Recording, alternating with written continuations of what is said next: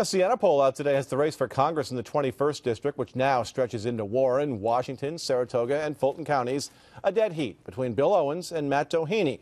Now, many of you probably never even heard of them before now, but now you have probably heard their TV ads so much you hear them in your sleep. They are spending an obscene amount of money to win a seat in a district that is desperately in need of money. And I asked them about that.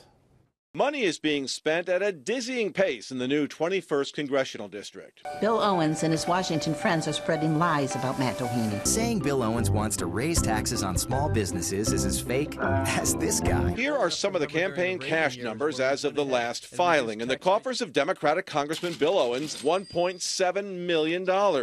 For Republican challenger Matt Doheny, $1.2 million.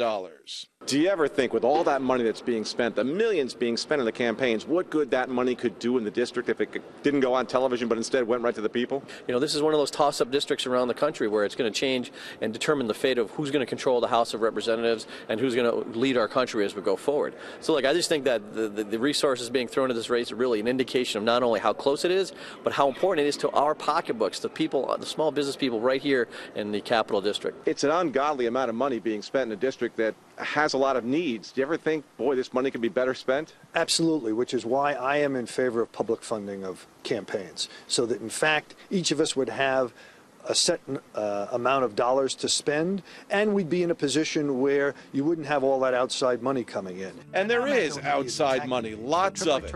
Almost $500,000 from the DCCC for Owens, $649 grand, $371 grand, and $390K from outside groups for Doheny.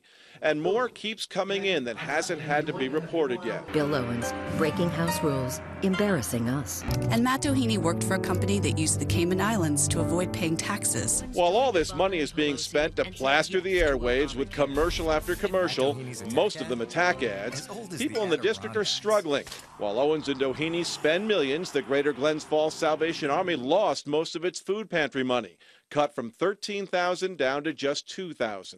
I don't know if we're out of money yet because the fiscal year in Albany started the 1st of July, but we're into our 4th month, and if we're not out of money, we have to be running out very soon. So before Thanksgiving even starts, before we hit November, our funding for food is going to be gone. So while the Salvation Army tries to find a way to do more with less, the congressional candidates just keep on spending because no one is stopping them. This is an unfortunate sort of deck of cards you've been dealt, and you have to play with that deck.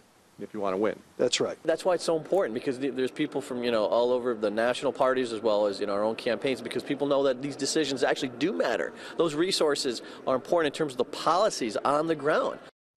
And it's the same deal in the Chris Gibson-Julian Schreibman race. Millions of dollars spent on countless attack ads. Now, some alternatives to spending all this money, as you heard, taxpayer-funded campaigns, but of course, that means that you and I will pay for it then, or strict campaign spending limits. What that means, it would make it a lot tougher to ever defeat an incumbent. Also want to thank Bill Mahoney of Nyberg for his help in crunching all those campaign cash numbers.